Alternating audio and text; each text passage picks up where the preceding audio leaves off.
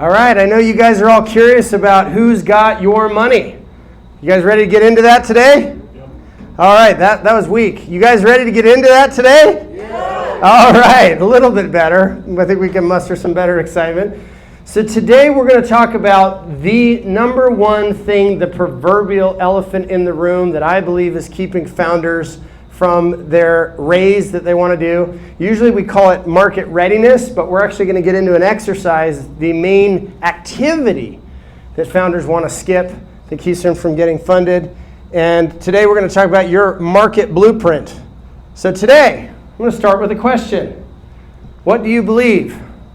So for all you founders in the room, which of these feels like you? Do you believe you're building a rocket? Raise your arm if you think you're building a rocket. That sounds right to you. Raise your hand. That's the startup you're building. Okay, got a couple hands? Great. Okay, alternatively, who feels like they're building a freight train? Okay, more hands. I think both can be accurate. I personally feel like freight trains feels more aligned to what we're building at Fusion and some of the things because it takes time to get it to go. Many of you guys know the millions of pounds behind a freight train once it gets moving, and if it comes off the rails, it is. You ever seen that? I encourage you guys to go pull that up and see what that looks like. It does not stop. It just keeps piling into stuff as it comes off the rails because of all that built up inertia, right? But here's the thing, whether you chose a rocket for your startup or whether you chose a freight train, it doesn't matter. They both have the same fundamental shared problem, and that is they've got to get to inertia.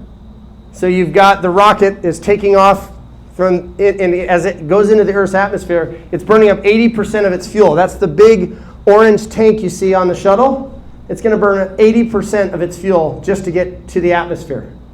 And then these other booster rockets are there for the rest of the journey once they're out in space, right? So it has to get inertia.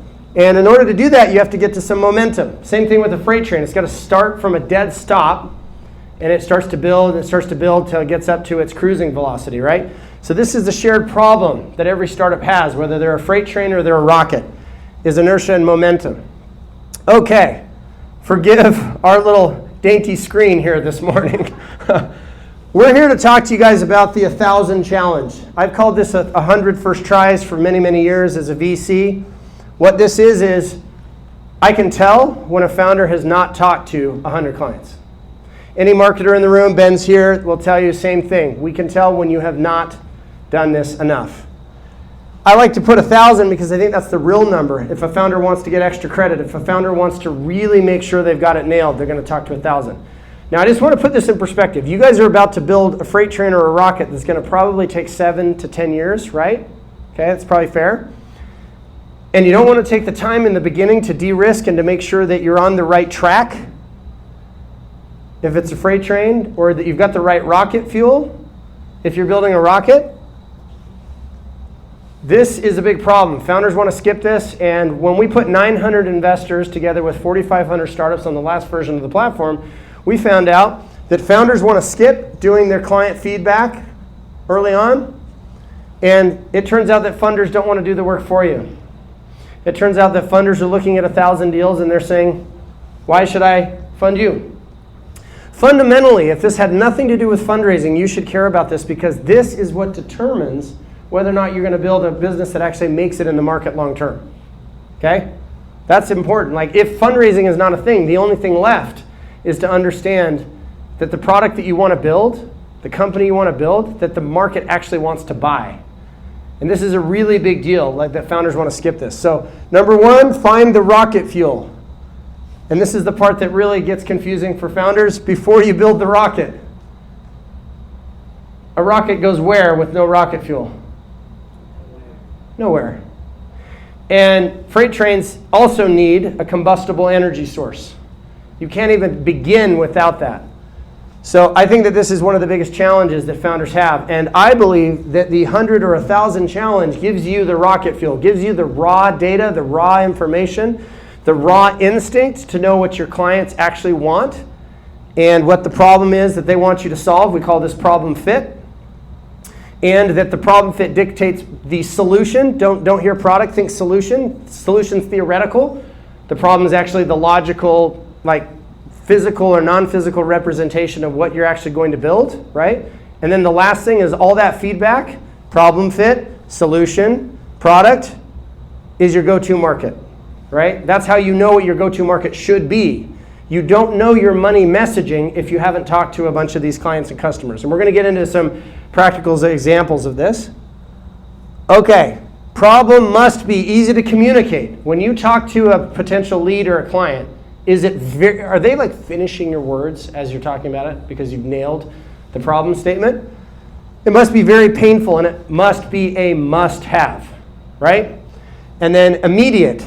The need is now. Not in a year, the need is now. We want this now. Even if it's an enterprise SaaS deal, it needs to be immediate. These are the emotions that people should feel because of the problem. They should be really frustrated. Their minds should be blown, and they're just beyond, they're just ready to write a check. Or they're really upset. They're really upset. Yeah, this is fun. This is playful. But look, problem equals emotion. That's what you should feel. When you're storytelling about your venture and you're talking about the problem and your connection or the team's connection to it, these are the emotions that you need to be able to capture. You need to excite an investor because of the deal, because of that. I'm going to invite a good friend, Alicia Mejia, up here. She's going to come up here and she's going to start sounding off as I go through some of these slides quickly. She has worldwide love story. Many of you guys know her. Ecosystem builder, community builder, founder. Yes, definitely give her a round of applause. She's going to sit down here and she's going to stop me as I charge through this. The goal is to get to where we can workshop a bit and do some Q&A towards the end. So I'm just kind of quickly going through this because we have a lot to cover. I feel like if I could jump in right now, one emotion that you missed was heartbreak on that one. Okay, that's not surprising coming from you. Yes, heartbreak. Well, more on that later. Absolutely. Okay, the right client in the right niche. How often do you guys were like, yeah, but we do fitness for busy professionals that don't have a lot of time? Great. There's still a better niche in your early stages that you can be clear on. If you try to go for everybody, you're going to end up serving nobody. Broad equals broke, so remember that. So the question you could ask yourself before you go to do all your conversations is this client worthy of collecting the data? Is this somebody that's actually worthy of connecting to the data? Do they understand the problem? Are they actually in thesis? Are they a match? And not all data, not all conversations, not all feedback, not all clients and customers are created equal. Now you're guessing in the beginning, just like a marketer, right? Ready, fire, aim. You fire, you see, okay, that last interview wasn't right. It wasn't with the right person. They didn't understand it. They're in the wrong phase. They're in the wrong phase of buying, whatever, right? So they're not all created equal. Second, the data that you want to inform your problem fit, to inform the solution, and your go-to market, and your minimum viable experiment is the users that are the most excited and want to pay now. And you're going to double down on those, okay? Key questions. I screwed up this slide. Don't look at these things because those are not correct. Those are from the last one.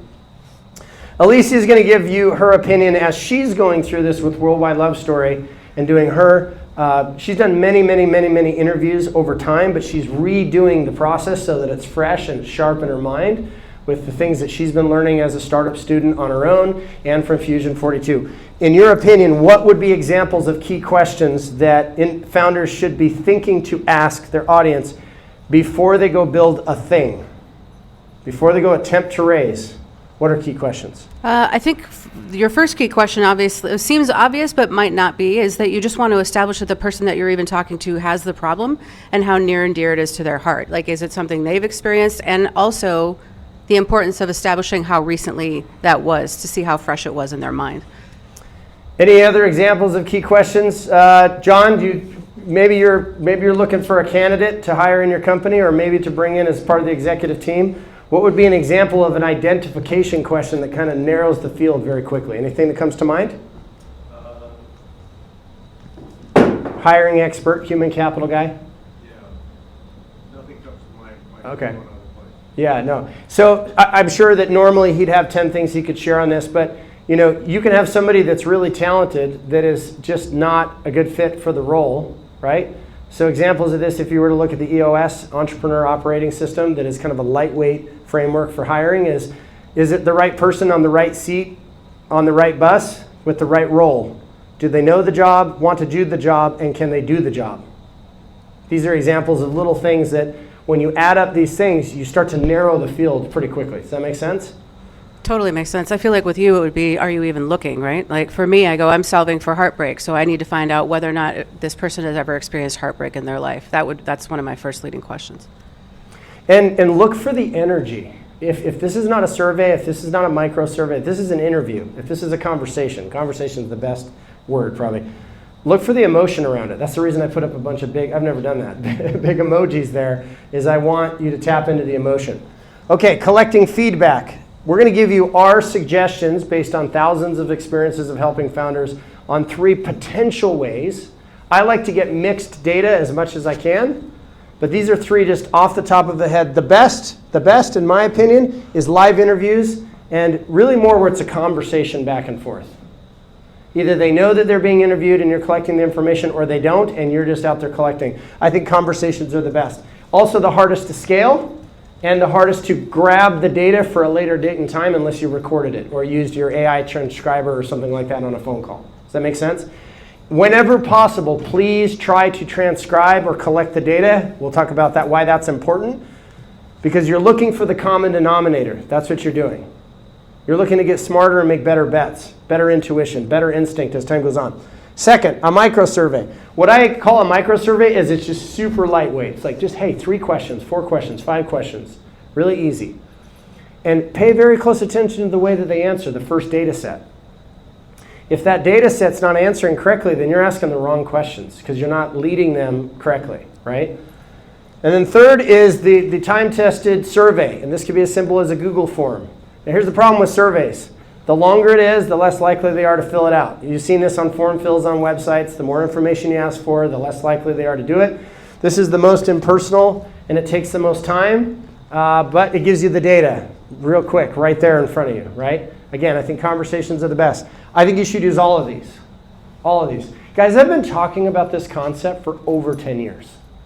And it's incredible when somebody pitches, I can just smell it when they haven't done it. They would rather sit, and I say this all the time, sit in the bat cave and just build their product than to actually have to have their idea survive contact with real clients and customers. And then they've got the balls to think they're going to go raise money on this when they haven't even done the homework. This is what separates the men from the boys and the women from the girls, especially when you do this at scale.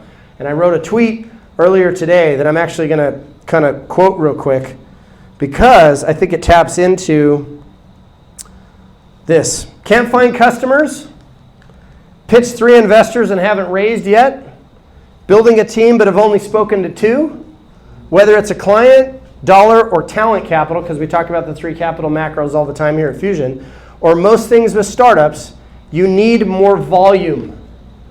Far more volume than you think. Guys, the people that are the best in the world at whatever it is that you do, they're better than you because of experience. And so if you're new, the only thing you can do is rack up more volume in a shorter time frame. So think 100x. Get out there and do that, right? So if I want to get really good at mountain biking, everybody knows I love mountain biking, I'm going to go do more trails. I'm going to stop where it's really, really tough. And instead of just riding past the feature, I'm going to do it over and over again until I get it every single time I do it. Or 3 out of 5 tries or something like that. I'm intentional about the practice. Most founders will say, I talked to a few investors, and then they're surprised, when usually you got to talk to 200. Most founders are surprised that they don't know the messaging around how to talk to their clients and customers when they've only talked to a very small amount. It's crazy. So what separates you from the best in the world is volume. And you decide how quickly you want to rack up those reps. So you want to half-ass it and do the least possible? Yeah, talk to 30, talk to 100. I think you're better off if you talk to 1,000. Part of the reason why I can underwrite somebody very quickly when it comes to credit-based funding is because I've had thousands of conversations. I can take a very complex topic with lots of credit bureaus and different types of reporting things on your credit, and I can boil it down to a couple of simple questions to get in the neighborhood, to get in the ballpark, right? Okay, track the data. This is super important. If you forget to do this part, you're removing an opportunity you have to not only have the data where you can do stuff with AI that you couldn't have done, but also this gives you an opportunity to showcase what you've done. Okay? Number 1, log this feedback as much as possible. Very simple.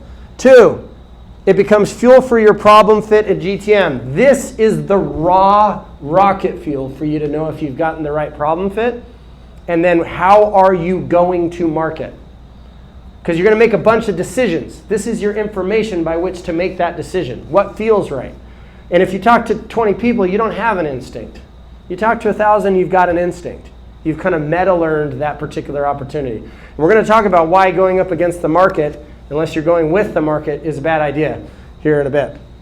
And then last but not least, for fundraising, traction comes in a bunch of different forms. We have a document that it's called the hierarchy of traction. It breaks down all the different types of traction and what we think they rank at.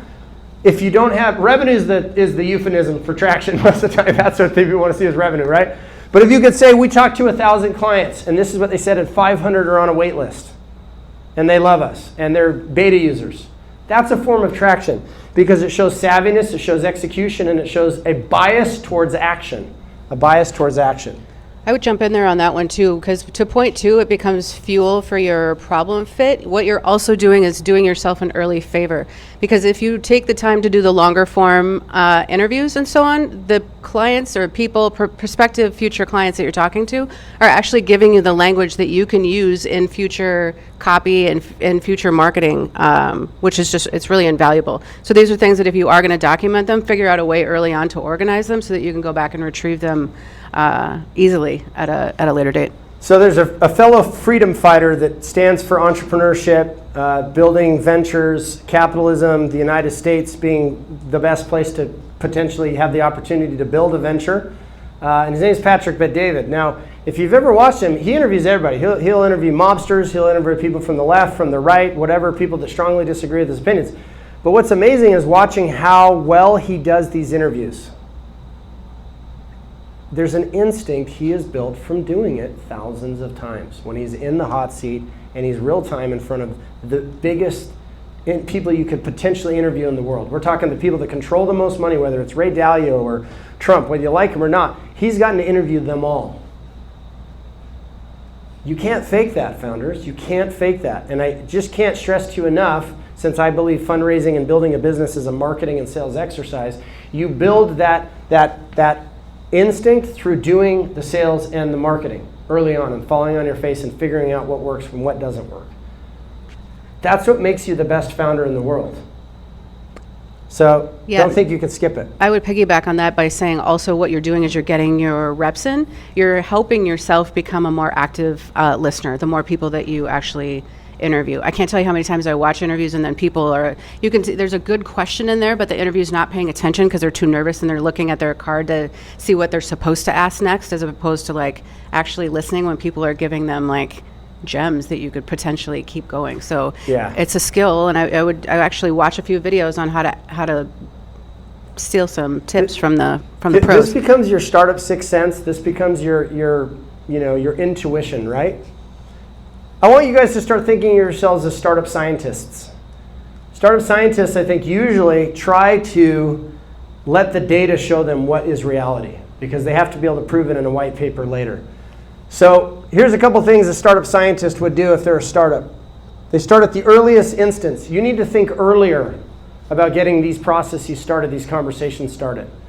You should not be thinking about building a product. You are highly biased, highly biased. If you want to survive, if you want to make it, if you want the market to respond to what you're building, do not guess. You guess in the beginning, but you start to test through feedback if you've got the problem right. And the problem is sacrosanct. The problem needs to come first. The data supports that you have the right problem fit and thus potentially a solution. And then you'll know through minimum viable experiments, not minimum viable products, minimum viable experiments. What's an example? Use a Figma. Use a Google Doc. Use something to verify, validate, pre-sale, demo that you might have the right solution. Do not go and build something. You will waste money, guaranteed. Do not try to go build an MVP until you've done this homework. And by MVP, I mean when you get ready to go to raise, you're actually building a product. Got to do this first. Act now, collect now, start now. I wish that we lived in a world where founders were over-indexing. Kurt, I talked to 10,000 people. Okay, well, you waited a little too long. It's like, but that's not most founders. Most founders is they don't even have 100 solid conversations that they've had. So that's the reason I point that out. You're on a fact-finding mission. You're looking to know the market. Okay, guys, when we talk about know, okay, we've got Maceo here. He is a firefighter for 17 years. 25. My bad, 25. Credit for time served. Yes. I think you know the difference between different levels of heat. Your body can feel it. I think you can put your hand on something with a glove and you can know if you should even enter the room or not. You can probably feel what's coming off the door. You can't describe it to somebody that's never been in those situations before, but there's just an instinct that you have built from being in the fire, in the flame, over and over and over. You know to look for things, smell things, hear things, feel things that we have no idea.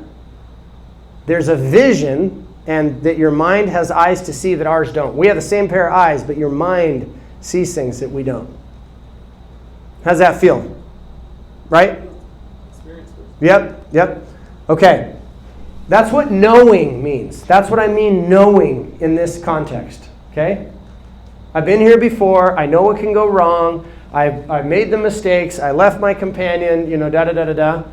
And he was sharing with me a small group of entrepreneurs the other day, something that I just thought was pretty incredible, guys. I think that proves this point, but proves another point about not doing things alone. He's like, you're in a burning building, you're in a house, you're putting out the fire, and no single firefighter puts out the house fire by themselves. So when your startup's on fire, I had a founder pull me aside earlier this morning and say, I'm so grateful for Fusion 42. I'm having a very, very challenging founder dispute right now. It's probably going to break up the startup. The startup is probably dead at this point. Do not do this stuff alone, guys. Do not try to white knuckle through all of this by yourself. That's the reason why you need networks, you need other founders. You need a crazy person next to you when you run into the blazing house. Just like him as a firefighter. He doesn't run in there by himself. Like that's his lifeline, that other person, right? And making sure that they're double teaming or whatever the size of the team is. So don't try to do that on your own. And also, if you're getting information that's not quite making sense, look at the data set and come to somebody else that's maybe not involved or non-biased, right? Get their perspective.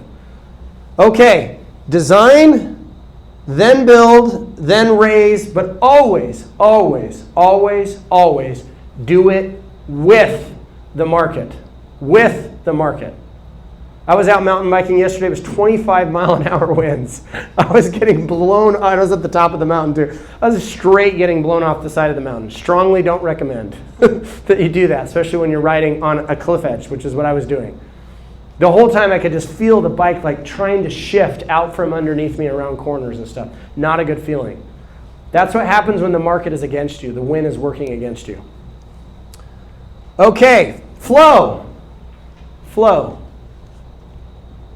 Be like water, right? Bruce Lee always would talk about. How powerful is water? It's one of the most powerful, physically destructive things on planet Earth. And yet it can be gentle like a stream as well. I want you to find the market, I want you to follow the market, and I want you to flow with the market. This becomes your roadmap leading you to the holy grail of problem fit, which directs you in your GTM, your go-to market, and then, the thing all of you guys are all excited about, your go-to fundraise. GTM makes 80% of it, and it comes first. Super, super important. All right, a couple of notes on this, and then we're going to get into some workshopping. Always start with the beginner's mind. What does that mean? A beginner's mind. How do children look at problems and things? They're always curious. They're always open. They're always excited. They're always surprised. We as founders have to have a beginner's mind, because if we don't, we could very much miss what really needs to happen there. It's a difficult balance to be a founder and to have an instinct and a vision for the company that you're building, and to know when to stick with that and when to listen to the voices and to the feedback you're getting. That's your job. Your job is to be a feedback intake machine. You're getting feedback from your investors. You're getting feedback from your co-founder. You're getting feedback from the market. You're getting feedback from the actual clients and customers you have. You're getting feedback from the new clients and customers you have. You've got team members challenging your leadership. It's just an endless feedback cycle and loop. How good are you at taking in that feedback and saying, is this true? About me, about what we're building, about our solution, and being non-biased like a scientist would be. So, do not look to confirm your bias. We all have a bias. If you think you're smarter than the market, you're not. This has taken this is the predominant thing that drowns most startups, is that they don't go and figure out what the market wants. It's such a big deal. We're spending all this time on it. Be open and be guided by the data. Okay, there's a guy named Bill Gross. He built probably the very first venture studio in 1996 called Idea Lab. They've worked with hundreds of companies. They've had, I think, 10 unicorns. Not a bad track record. And he broke down a whole list of things of what makes for a successful venture. And I don't think he really wanted to admit this to himself or to everybody else, but the reality is true. In the top 3, and maybe even in the top 2, and sometimes in the top 1, what do you think it is that determines a startup success? The market. And I wrote a tweet the other day that's like, being early is the same as being wrong. Being early, if you're an investor or you're a startup founder where the timing and the market are critical, being early is the same thing as being wrong. Are you willing to listen to the market? Because it is impartial. I can't remember what this says, but it says, be led by, I think, what the paying customers feel is truly immediate, painful, and something they are very eager to pay for right now. Let that be your guide. It could mean that you have to pivot. And you want to make those little pivots and adjustments early on when you're in the early stage where problem fit is still a thing. You don't want to be trying to do this at seed stage. You don't want to try to be doing this at Series A stage because there's a lot of challenges that come. All right. We'll let you guys stare at this for a bit and figure out why this is on the screen. We'll let you ruminate about that. Okay, we're going to do some Q&A. And at the end of this, we're going to talk about this slide that's up and what you think it represents. All right, what questions you guys have on this? Any thoughts you guys have? Anybody want a workshop? Go ahead. You said something about going with the market. Can you talk about that a little bit more? Okay, so the question was going with the market. Let's talk about it more. Why don't you go ahead and share as a founder that's kind of been hearing this over and over the past many months, what you feel that means and what it means to you. My interpretation of going with the market is taking the time first to go ahead and ask what the market wants, as opposed to building what you think the market wants and then going out to sell it first. So going with the market, in my interpretation of it, is asking enough people to confirm, like he was talking about before, like making sure that you're not just validating your bias, but that you're giving the market what it wants, taking that time ahead of time, and then building the thing based on the feedback that you pre-collected. And I just want to say, your money messaging, which shows you how to go get revenue from clients, shows you how to talk to investors, and even potentially how you're going to recruit your people or a co-founder into your project, comes from these conversations. Like earlier, made an announcement about the Raise Summit that's coming up in early June, right? I mentioned that there's an individual that we had a part of helping to raise $1 billion a month. Wrap your head around that. $1 billion a month, and founders struggle to raise $1 million. You want to know what made that happen? Messaging. The messaging was so crystal clear to very specific audiences, and that story was told over and over again in a way that it could be amplified through multiple voices and multiple mouthpieces. That's how you get that level of fundraising, is the story is easily communicable across multiple people that are sharing it. Whether it's a wealth manager, whether it's an independent broker, whether it's a fundraiser, whether it's whatever. That's how you get that kind of volume. And it didn't start that way. It started at $10 million raised, then it went to 30 million, 130 million, then it went to 10, $30 million a month, then $100 million a month, then even eclipsing all the records in that particular vertical. That happens through messaging. If you don't get it right in the beginning, you may not make it at all. And if you get it right and continue to dial it in as time goes on, it can scale into something that you guys can't even imagine. That's how critical it is. I would add to that too, like in Fusion 42, we have this thing called the danger room, right? And part of what we do in the danger room is we do these 2-minute pitches, and it's rep after rep after rep, getting your messaging down, basically seeing what resonates, seeing what pieces are missing, all these things. And I believe that by doing this 100 challenge, what you're doing really is you're also, it's almost an invisible thing that's happening, because you're getting more and more confident, and you can retrieve the language that people use to help back up your case a lot easier. And you walk into a room much differently when you know that you have this whole force of the market that's validating what you believe to be true about what it is that you're about to go do. How many of you guys think that this person paddled into this wave the very first time they'd ever surfed on a surfboard? That's what you guys are trying to do as founders. You know, this is one of the biggest waves in the entire world.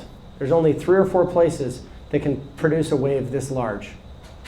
This is 100 feet.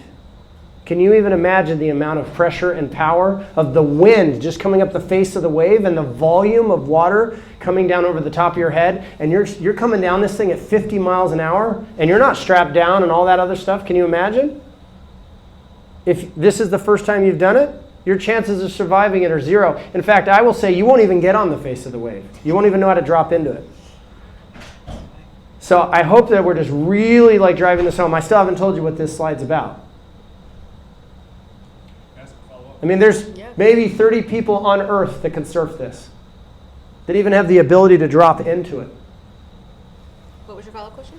So makes sense, market research, like that totally makes sense. Would you say that if you were joining like online groups that are specific to what you think your market is, and you're having conversations, they're on Facebook or whatever, in addition to like interviews or filling out forms, would you consider? Yeah, so what he's saying is online groups, because that's a form of data. Just make sure you get varied data sources so that it's not all from one group. Okay? Just make sure that that's the case. Go ahead. Just to add what he was saying, looking for groups, particular groups to communicate with and pitch your idea to. What other ways would you recommend to speak to 100 Yeah, so the question is, what other ways do we recommend? You want to know the gangster move is to build your own little water cooler that you are the king or queen of, and you get the troops circled up around it. So this is taking conversations to the next level and doing a little bit of GTC, go-to community, where you're facilitating a group conversation, where you're getting rich depth. You almost mastermind it. You've got 10, 12, 30 people, could be more, whatever. You start getting different results, though, beyond 8 and different results beyond 30. Just know that. But that's where you start getting a different kind of contextual data. So when people say, Kurt, I hear you, I want to build a community. Okay, if you've never built a community before, if you don't understand how much inertia, going back to the freight train, it takes to build community, I often say it's like pushing a school bus up a hill. You got to get to the critical mass where it starts to tip. I don't even think we're at a critical mass yet for Fusion, by the way. But what I will say is that as you go to do that, you will learn so much in the process, but I think start micro. Think of like, how do I facilitate conversations with 10, 20, 30, 40, 50? Yeah, that, and I would get creative. What is your, are you asking specifically for you? What's your industry? I have a mobile application company for all of the payment utility, for telecommunication, water, electricity, waste, gas, just be able to pay your bills, manage, update all your utility provider bills in one place. It's called the Utilize app. So like he mentioned, I haven't talked to 100, nowhere near 100, let alone 1,000 people, and I think that it's something that we actually really need to do now that he's mentioned it, because I like building nowhere near Sure. talking to that many people together. Even though I've tried, I don't get a lot of feedback at all from Yeah. anybody. So I really I think that is what's missing, what I really need to work on. So let's support you in that not getting the feedback thing in just a second. How many of you guys think this is this first person's wave? Okay, you guess how many waves you think this is for this person. 10,000. It's way over 1,000. I have no doubt. I have no doubt that just even learning to surf a 20 or 30 foot wave, they do 1,000. And this is easily one of the most powerful waves in the world. It's because of the way that the ocean floor is shaped with the currents coming in that it can create. And this doesn't even really show the scale of it. It's so much bigger than this even looks. It's actually like 3 times this size when you see it differently. I needed this picture for other reasons that we're going to talk about. So I want you to really think about that for a minute. Like, do I want it bad enough? Do I just want to build a small business? Or do I want to build a startup? And if I want to build a startup that's high growth, high capacity, am I putting in the reps? One of the things I love that Arnold Schwarzenegger's talked about is he said you can do anything if you're willing to put in the reps. And so it becomes a math equation of reps and sets, reps and sets, reps and sets. As I said in my tweet, I talked to a founder. Oh, I've talked to 10 investors. Cool. Even the best of us have to talk to 200 investors to get our 6 or 7 investors that'll fund. We're talking like the best. You think any of the big companies that you imagine, Uber, they talk to thousands of investors to be a fundraising machine for 10 years. So sometimes the problem is literally you just haven't put up enough volume. There are individuals in here that are like, I'll take my new friend up here. Look at him. He's way more athletic than I am, right? I don't know if he's even good at mountain biking, but I guarantee that he would probably struggle with some of the trails that I ride. Not because I'm good, I just have the experience. I have just put in the reps and the sets, as he has put the reps and the sets, picking up heavy things and putting them down, right? Right? It's reps and sets. And sometimes I just think startups are not aware of the standard, but they also don't want it bad enough. And that's okay. Do you want to get lucky? You think this is luck? He had to be in the right time, at the right place, on the right wave, in the right conditions, on the right gear. See all the things that had to be just right in order for this to happen. If I could bring something up also, I feel like what happens with this 100 challenge is it lets you get your reps in ahead of time and you make your mistakes before you're in front of the people that, I don't want to say matter more, but the people who have the potential to write you the checks. Doing these things is going to help you figure this stuff out amongst a group of your peers, especially, and this is another like not so shameless plug for Fusion 42, but like there's a lot of things that can be done upstream so that you don't make mistakes in the rooms that matter more than others, if that makes sense, right? So you won't even get in this room, this wave, without the experience, right?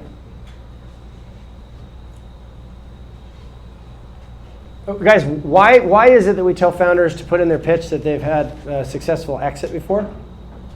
Because they've been on the wave before. They know how bone crushing it can be. This will kill you. If you're in a 30-foot wave with a shallow ocean floor and it's reef and you get under the wave, you're not coming up without massive cuts. You're going to get cut all over your body. As a mountain biker, I can look at rock and know what's going to happen to me if I fall on it, because I've fallen on it. Vegas has some of the nastiest mountain biking in the country. There's stuff out at Boulder that if you fall, you are going to bleed. That only comes from experience. So there's a reason why that experience is so valuable in building another startup when you've already done it. It doesn't mean you know everything. In fact, a lot of the founders are kind of surprisingly not sophisticated with their approach to fundraising. Sometimes it's luck, a different environment. That's the other thing, guys. This wave doesn't stay this way all the time, right? Fundraising is a cycle. Markets are a cycle. Do you know how to time the wave? Do you understand when the right decision to make this, then, and factor all that in? But if you're not acquainted with the market, if you don't understand what the forces are, fundamental investors understand what does change and what does not change. I'll give you an example. Warren Buffett invested in R.C. Willey. Why? Because he's like, people need furniture, they're always going to need something to sit on. That's a fundamental decision of understanding human nature and knowing what will change and what won't change. Now, again, we're always guessing. That's what marketing is. That's the reason why it's ready, fire, aim, and then fire again. So it's the continual data intake. So when James raised his first $1 million for his venture, certain things worked based on that timing and the narrative. He's continued to update it, and he's continued to update the offering. The offering continues to get tighter and tighter as more and more bodies come in and work out on the equipment. And he picks up more partnerships, right? And as he's learning, there's more opportunity to create market data and understand the different types of fundraising. For many of you guys, you don't realize that your clients are so important, some of them could literally fund you. This is like a revelation to most founders, that sometimes your funder is your client. Is your client. If you're not talking to them, you're not building a relationship. Some of them will get so excited, they'll say, let me know when you're to this point, or let me know when you got this. Actually, I would be interested in writing you a check. But if you're not doing the work, you're not even getting the opportunity for that. Go ahead, buddy. Yeah, I think not only do you understand the market by all of your conversations, but the founder, especially very early on, has an opportunity to, in a sense, de-identify with their product. I mean, people get so caught up with their idea and their product, it becomes part of them. What they need to do, to some extent, is separate themselves, and all those conversations will help. I think that's why it's so difficult for people to go out and do the 100 or 1,000. Yeah. Because they get that feedback that goes right to the heart of their idea, and they do need to de-identify with that. It gets them separated. Let's talk about feedback real quick. I don't necessarily look at Steve Jobs and think he was the best leader. I do think he's one of the best innovators we've ever had, hands down. So let's just use that context. There was a debate that was happening about 10 years ago. I used to be on Quora and write on Quora all the time. It's a place where experts go and people ask them their opinions. And so we were talking about why Steve Jobs was so great. So I just want to kind of paint this picture for you. So Steve Jobs has got Apple. It's one of the most successful companies in the world. Most people would love to work at Apple. Highly innovative environment. Steve has a reputation for, if you bring me crap, you're in trouble. You better bring me the best work you are humanly able to create if you want to stay here and have a job at Apple, right? So he expected not only the quality of your work, but the quality of your criticism was top notch. So I would suggest to you guys that having 15,000 of the most talented people on earth is a whole hell of a lot of polishing and refining for your ideas and concepts. Does that make sense? How does that feel when I say that out loud and I provide it in that context? Is it any question in the world why somebody that is willing to take in feedback and always wants his ideas to be assessed, even though he's got a North Star, like he felt that the iPhone and the iPod and whatever, he just knew that these technologies would work. But every single time he's getting checked by some of the smartest people in the world. Ben? I just had a couple things from being a marketer. I have a couple of things that when people say it to me, I understand that they don't know where they are. There's a couple of, we call them tells in our mind. One is the word just. If they use the word, I just need X, Y, Z, they think they're on the 1 yard line and they only want to pay for that 1 yard's worth of effort to push it over the goal line. Yeah. And they don't know where they really are. Right. And the other is, of course, anyone. And this applies to anyone. I was like, well, you're not giving me a budget to talk to everyone, so maybe we need to be focused on who. Yeah. So for the audience that's seeing this on a recording, so Ben's a marketer, and he just said if he hears the word just, he knows that they're being imprecise and that they feel that they need just one additional thing in order for them to be successful. This is genius words coming from Ben, and the reason is because I hear this every single day. I had a founder from Vegas hitting me up earlier today, and I get this from founders all over the place. And they don't come to the sessions. They want me to get them angel investors. We're very capable of doing that, but they don't want to do the work. And I'm like, no, I'm not going to help you. You're going to waste every lead I give you. You will not be successful in pitching this. The other thing that Ben said that was very, very, very good was, what was the second thing? Anyone. So when a marketer hears that you want to go to anyone, broad means broke. Broad means broke. You cannot market to everyone all the time. Even Coca-Cola doesn't market to everyone. And they've got one of the oldest brands in the world, and they are pretty much in the branding business where they're just keeping their brand top of mind. So they spend dollars very differently than somebody that's at the 1 yard line and is beginning their drink company for the very first time. So anyone is a mistake. Anyone is the type of investors most of you guys go after. Anyone is the type of clients and customers that you guys go after. You see the problem here? It's the reason I want to hear a niche. Create the hit song before you try to do the greatest hits. Real quick, just also means they just don't want to listen very much and just don't want to pay very much. Yeah, just don't want to pay very much and just don't want to listen very much. I agree. And those are observations are why Ben's not just any marketer. Yes. Okay, next question or thing we could workshop with you guys. Other challenges you guys might find with the 100 challenge and why you may not have done it, or not quite understanding, even though we've restated it 50 times, why it's so important. Go ahead. What are some of the market swells that are kind of coming up behind you that kind of give you a good signal that's a good wave to kind of jump in on? Good question. Wow. So Shaq from GoEd here at the state asked, what are some swells that come up behind you that help you to understand? Okay, there's a bunch. I'll just rattle off a few, and then if Alicia, if you have some, or if you guys have some, you can kind of call them out. One is when your offer or product, offer is different. Offer is like the theoretical version of your product. Does that make sense? Or your product is functioning so well that the person is telling every single person they know. So in marketing, think of it this way. There's 3 levels of brand loyalty. The first is when they buy on the basis of price. This is the majority of Walmart shoppers. Not a good place to be, but Walmart is dominated because they're the low price kings and queens. Second above that is utility. This is when people start to think more about the offer. Okay, this is where my buddy is. He's looking at mountain bikes. He's like, okay, well, this mountain bike does this and then does this, right? So that's utility. It's not a bad place to be. It's where most brands are, is they're comparing and contrasting. Then there's advocacy. This is the only thing I learned in college, by the way. Advocacy is when they love your stuff so much they will not use anything else, and they get mobilized as your army in the field, telling everybody to use it. People do that with iPhones. People do that with Apple products, German cars, F1. Like, there's all sorts of things. Think about every single one of you guys has something that you love so much and a brand inside of that you connect with because it speaks like it's you, and it solves a problem in the world that you have, that you're probably an advocate of a kind.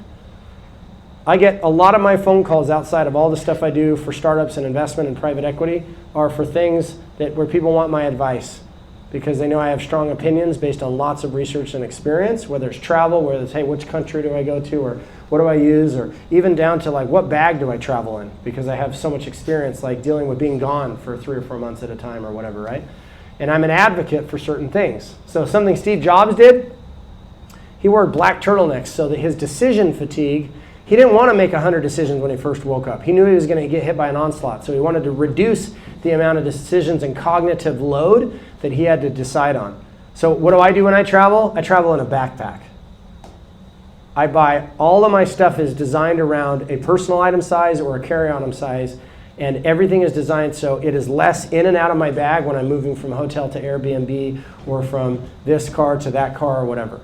I love being super light, and I think it's fun, the challenge of being able to travel light. It's also practical. I've traveled the world. I know what can happen when you check a bag. I will not do it under any circumstances because my time is too valuable to me. I like being a ninja sliding through things. So right? Kurt advocates for backpacks. I advocate for one bag travel. Yes, that is it. Another groundswell is just looking at the markets and what they're supporting. Think of the collective pool of investors as a market. We all know that right now the hot thing is AI. Does that mean you should be going out and building AI? No, you should be thinking about how to be very fluent with AI and how AI needs to play a very vital role in every stage of what you're building. Here's what I mean. We have an AI mafia where 7 guys from the team, the only thing they do is babysit what's happening with AI every day so that you guys can be taught what you need to know about market analysis. How do I build a product with AI? How do I do, my go-to market with it? How do I leverage it for fundraising? Because we want you to be fluent in about 3 things. I want you to be the most market fluent founders out there. I want you to be the most fundraising fluent or raise ready founders out there. And I want you to be the most AI ready and capable founders out there. Because it is absolutely changing the game. Okay, there's a guy in Silicon Valley named Eli Gill. He's got 16 unicorns in his angel portfolio. 16. I can't even tell you like how mind-blowing that is. Like this guy's like Mozart. And he's telling everyone, and I agree, that everything you guys think you know about AI and how hyped up it is, it's underhyped. It's underhyped. I just want to let that sit in for a second. This is the fastest moving technology in the history of man. If you see the adoption rates, you guys know ChatGPT 4 or whatever is only like 18 months old. Look at what it's done. 100 million users in what amount of time? And that is just the beginning, because this is just the large groups that have their hands on it. Imagine when every single individual founder is building their own, or every group out there. Terrorists are going to be using this stuff. They already are. So it is 100 times, probably 1,000 times bigger than the internet. And it took the internet how long? 20 years to get to 100 million users? I would piggyback on that, Shaq, by saying, I think one of the things, if we're going to follow with this wave analogy, one of the like this wave didn't just happen by itself. There were several conditions that had to converge for that thing to happen. Other waves. Right. Other waves, it's wind, it's all the things, right? And so I think part of the magic to figuring out those swells is being the guy that can do that, like read the wind or maybe an anatomy of a wave, like what makes a wave, what makes crazy awesome market conditions would be a very interesting talk to do at some other time. Totally. And I go, what are the things that happen to be converging at a certain time so that you can be the person that goes, oh, you know what, I think these things are coming, because also that thing didn't just appear out of nowhere. There was some development in the process, like the conditions started to swirl ahead of time. So if you can pick out 2 or 3 things that maybe are of interest to you, or you know what I mean, that have to do with the problem that you're experiencing, that you can start to be your own forecaster, I think. You guys want to know another condition that helps you? Server costs. What? Server costs. Oh. It keeps going down, right? Now that is an opportunity and a challenge. The opportunity is that your internal costs for running a startup are much lower. The challenge to it is, as I like to jokingly say, not to sound pejorative in any way, there's some Indian founder on a dirt floor that's going to kick your ass because they want it more than you do. And they got nothing else. They got nobody coming to save them. They got no other options but to be successful. That's it. And they have the same zero or marginal cost that you do. So if you want to compete with the best of the best, the only thing you have is volume. Only thing you have is volume. Now you have what other superpowers, each and every single one of your founders has something, or many, many things. There's probably a list of like 50 that is unique to you. So you run into burning buildings, you've learned a few things about how you can collect data, and now it's becoming a part of the business that you're building now. So what is it that is so unique to you, that nobody else can outdo you? That's another thing that you could bring to bear. When you start to notice that everybody else wants to gather around your project, when you start to notice that everybody wants to offer you help, when you start to notice that people want to bring you relationships, that's how you know you're onto something. And this is a different type of condition. This is really more founders' energy and enrollment capabilities and people skills, which I think is pretty sorely lacking. Unfortunately, founders don't realize how valuable a funding connection is, and yet they ask for it in the first 30 seconds they meet somebody. It's pretty strange if you think about it. Now, you do have to move fast, unfortunately. You don't have all the time in the world, so there's a blend. I don't want to use the word balance because I think there's nothing balanced about building a startup.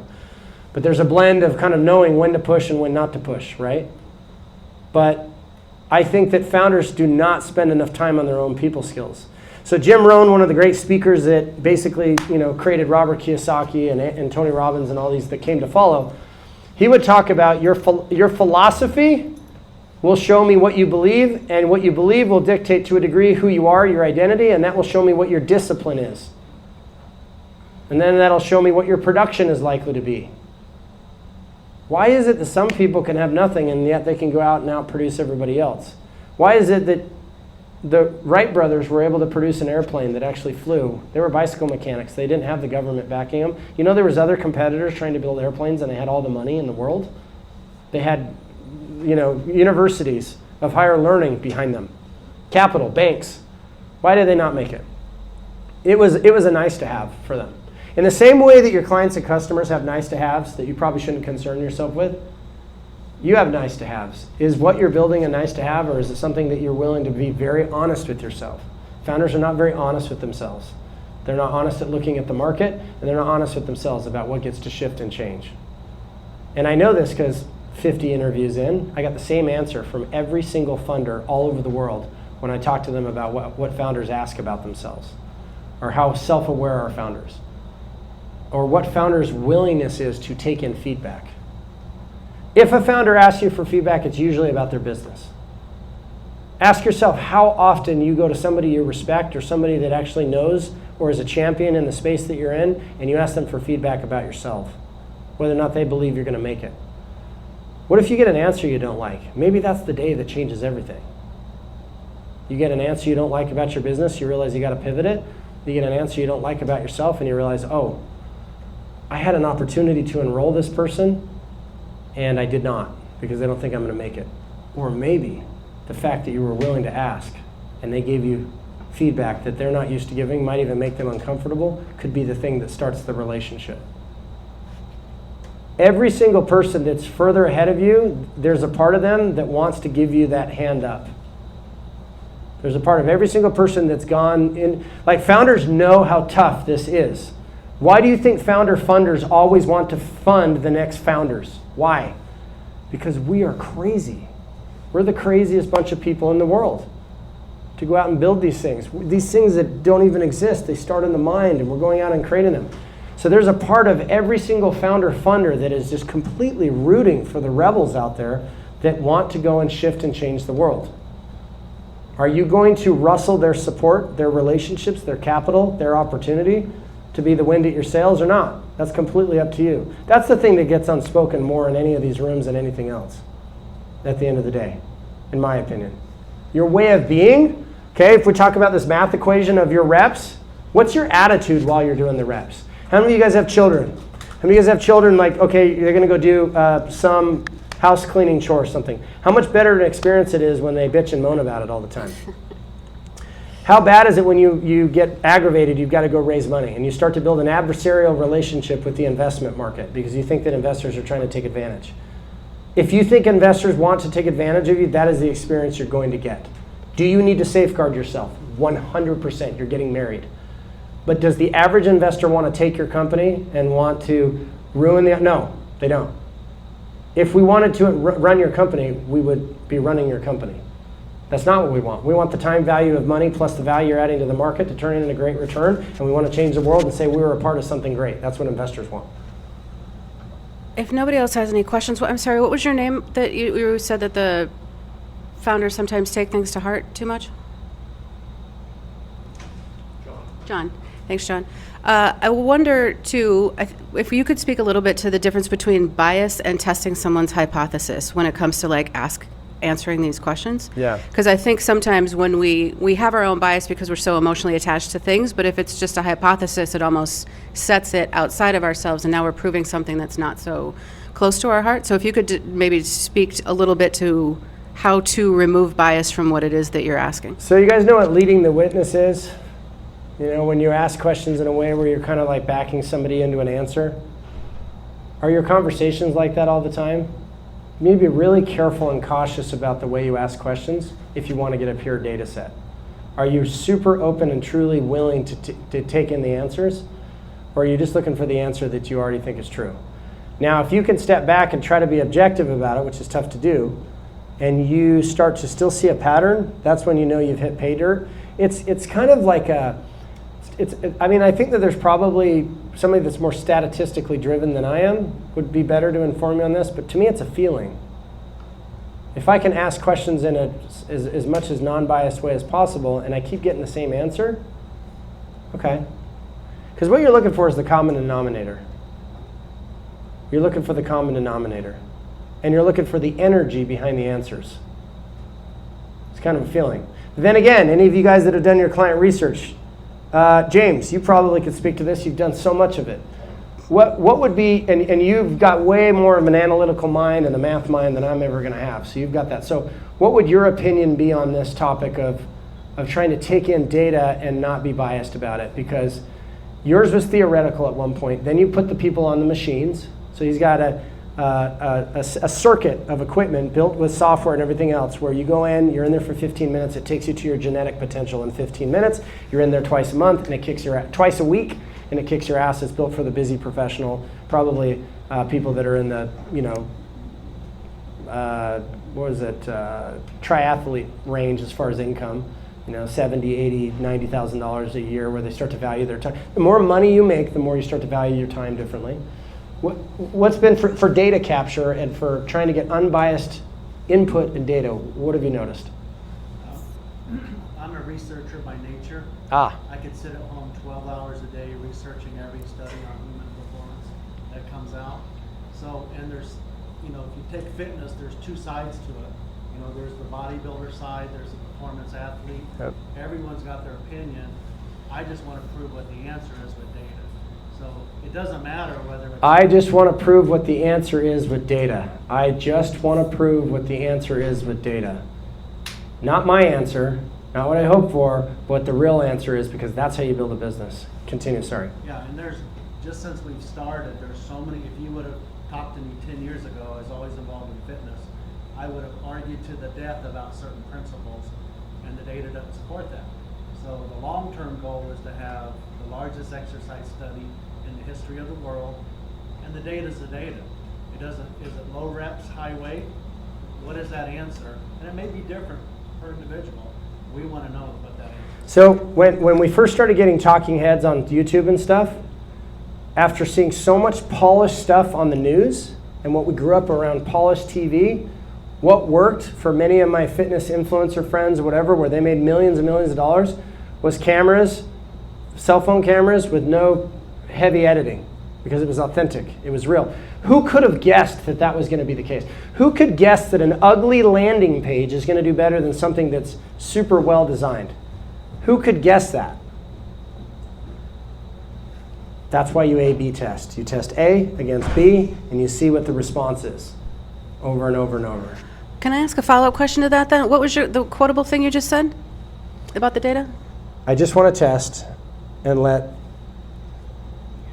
I just want to know what the answer is. Yeah, he just wants to know what the answer is. So Let the data show the answers. Let the data show the answer. What advice would you give to someone then that is not sure that they're asking the right question?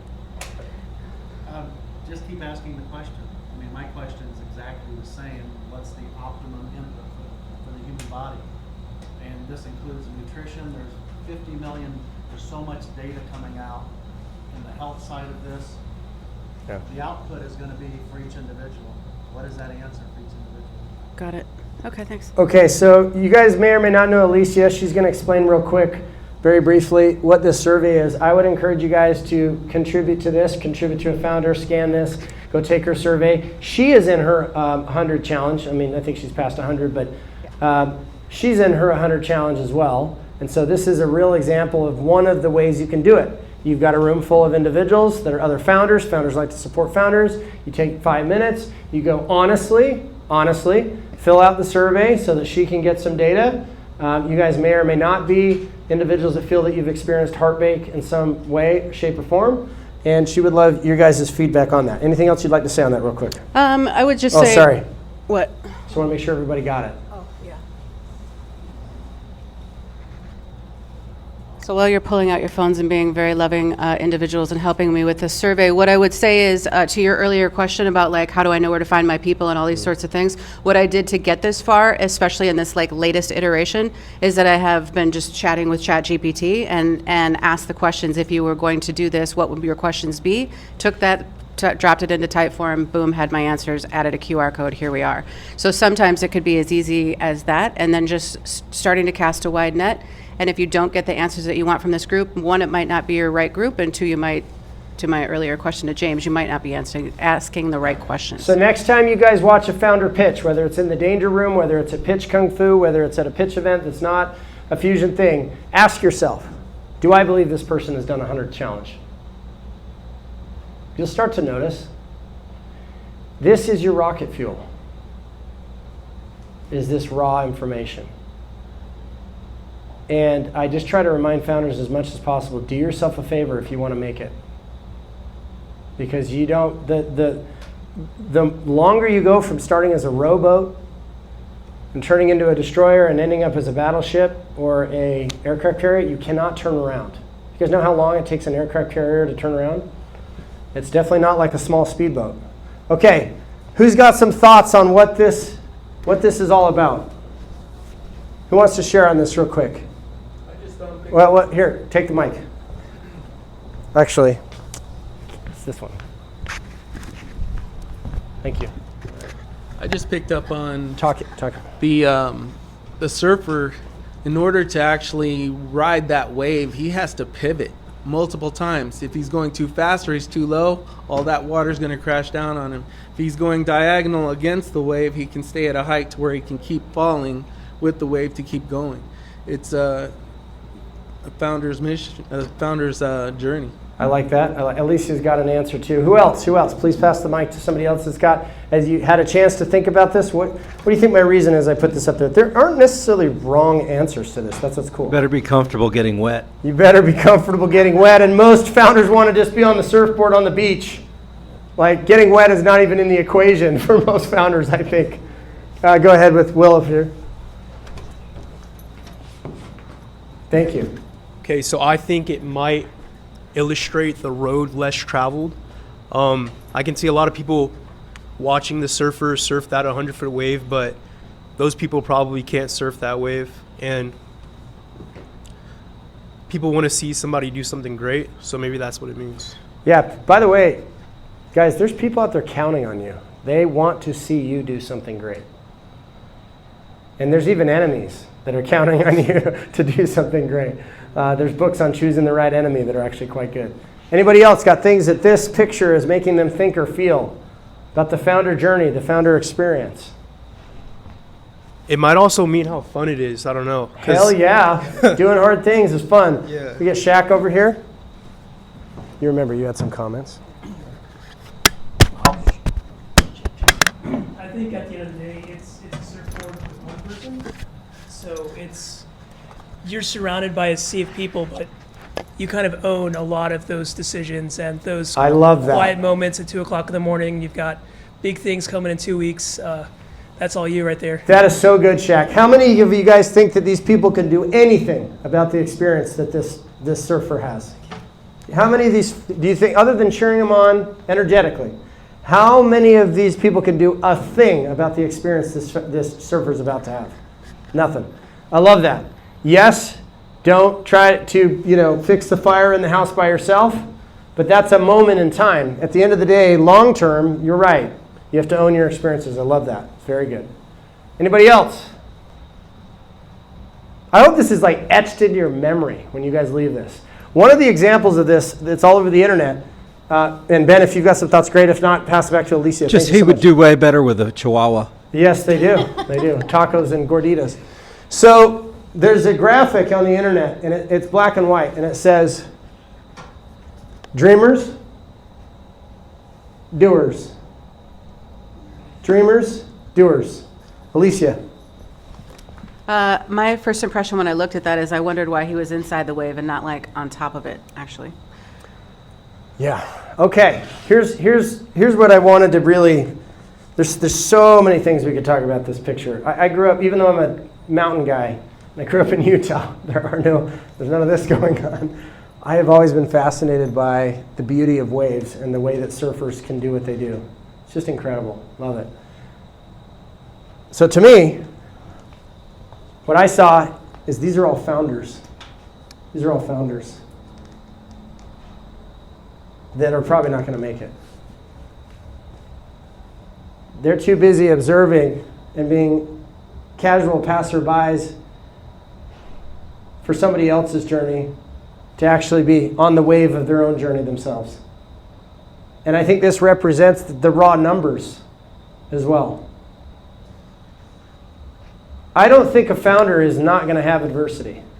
I don't think there's a single founder that probably didn't get pushed into the corals of the water or almost drowned a few times or had the wind knocked out of them or whatever, but yet they still persist.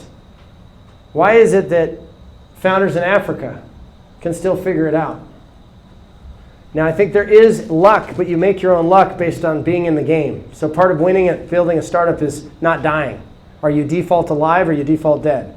And can you stay in the game and do you have persistence? When you look at like most family offices, by the way, most family offices, there's one or two examples. Either they built a tech company and they exited and they have a ton of money, which is really the newer example, or most family offices came from, I built a business for 50 years.